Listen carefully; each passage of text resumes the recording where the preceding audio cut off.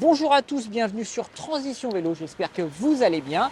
On est le vendredi 10 janvier 2025, bonne année à tous et comme tous les vendredis, on va faire le point sur l'actualité vélo à vélo.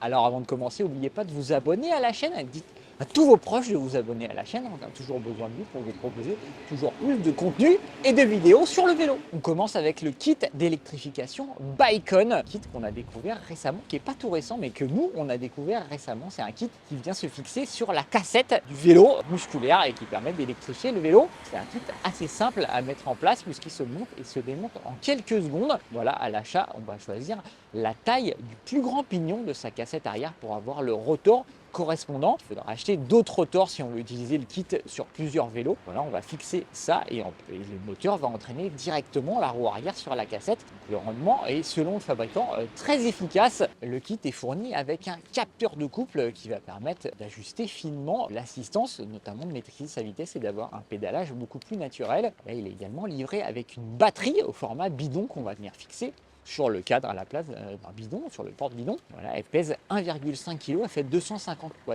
de capacité et le fabricant annonce une autonomie comprise entre 30 et 35 km. Voilà, l'ensemble sur le papier fait bien rêver, hein. On a un peu l'impression que c'est le kit parfait, le kit Bicon. Petit bémol, c'est son prix puisqu'il est vendu 2000 €. 2000 €, c'est déjà le prix d'un vélo assistance électrique, d'un bon vélo assistance électrique. Voilà, ça sera probablement réservé à ceux qui ont un très beau vélo musculaire, qui veulent l'électrifier pour aller plus loin, pour moins dépenser ou peut-être pour aller travailler. Là, ça reste très très cher, mais on a quand même hâte de tester tout ça pour voir si c'est mieux que les autres kits d'électrification. Cette semaine, on a également découvert le vélo neige Arono e-Trace. Vélo neige, c'est quoi? C'est un peu comme une motoneige, c'est équipé d'une chenille à l'arrière pour pouvoir se propulser dans la neige et de ski à l'avant pour pouvoir se diriger. La différence, c'est que là, il y a un pédalier avec un moteur à assistance électrique. Et voilà pourquoi c'est un vélo neige. Le vélo Arono e-Trace est équipé d'un moteur conçu par Sachs qui développe 110 Nm de couple qui devrait permettre de grimper des pentes jusqu'à 30%. Voilà, il est associé à un moyeu à variation continue NVLO. Il est associé également à une batterie de 946 Wh, une très grosse batterie, mais annoncée avec une autonomie de 45 km. Et l'assistance sera assurée jusqu'à 25 km/h. On a quand même une roue libre. La chenille sera quand même en roue libre dans les descentes, donc on devrait pouvoir dépasser les 25 km/h, surtout sur les pistes de ski. En revanche, on a une position qui est assez cool, qui est penchée vers l'arrière. On a le pédalier vers l'avant et les commandes sur les côtés. Ça ne devrait pas être très sportif, hein. On sent que le e-Trace a quand même été conçu pour la balade, hein, et la randonnée avant tout. Voilà, ça a l'air en tout cas plutôt sympa pour se balader sur les pistes et pouvoir remonter les pistes sans avoir à utiliser les remontées mécaniques. l'e-Trace d'Arono pèse tout de même la bagatelle de 45 kg. La société a pensé à tout parce qu'ils ont intégré un système qui permet de charger le vélo neige sur une boule d'attelage. l'e-Trace d'Arono coûte quand même la bagatelle de 8000 €. C'est quand même assez cher. On se dit que ça sera plus intéressant en location.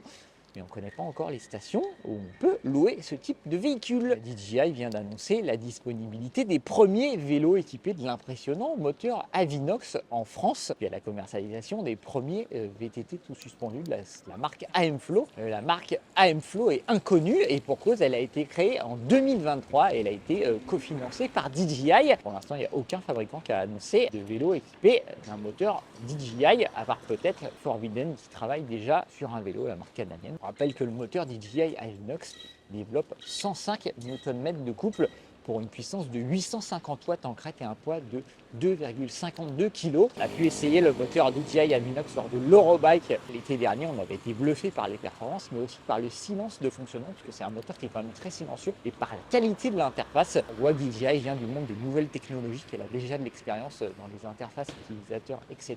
Grâce à ses drones, elle a l'expérience aussi dans les moteurs, à la gestion des batteries. C'est vraiment impressionnant. Là, les vélos AM-Flow, PL Carbone et PL Carbone Pro sont disponibles en ligne sur le site du fabricant et chez 5 revendeurs en France à partir de 6 500 €. Alors c'est cher, mais pas vraiment. Pour un VTT électrique tout suspendu en carbone, surtout équipé d'un moteur qui semble vraiment pour le coup beaucoup plus puissant que tout ce qui se fait sur le marché. Côté test, Mathieu a roulé avec le vélo Yakun R5 Pro, un gros VTC électrique confortable, puissant, avec un moteur Performance Line CX, transmission par courroie et un moyeu à 5 vitesses intégré Nexus 5, un vélo qui a peu de défauts, c'était peut-être son poids de 31 kg et l'absence de Connect Module à ce prix-là, 4 500 €. Voilà, Mathieu a également testé le casque Gamin semelle remarquable, un casque qui intègre un éclairage avant et arrière avec un feu-stop et également des clignotants qu'on peut déclencher simplement en penchant la tête. Un casque plutôt confortable, bien conçu, qui est vendu 250 €. Voilà, c'est tout pour l'actualité de cette semaine. Vous pouvez retrouver toutes ces actualités et ces tests sur le site Transition Vélo. On vous a mis tous les liens dans la description de la vidéo. Si ce n'est pas encore fait, vous pouvez vous abonner à la chaîne, lâcher un petit pouce, ça fait toujours plaisir. Activez les notifications pour être au courant de toutes les vidéos et posez vos questions en commentaire. On se fera un plaisir d'y répondre. On croise les gens en monocycle, c'est un délire. Voilà, on vous souhaite de continuer à rouler durant toute l'année 2025. Continuez à vous faire plaisir à vélo et on se dit à la semaine prochaine.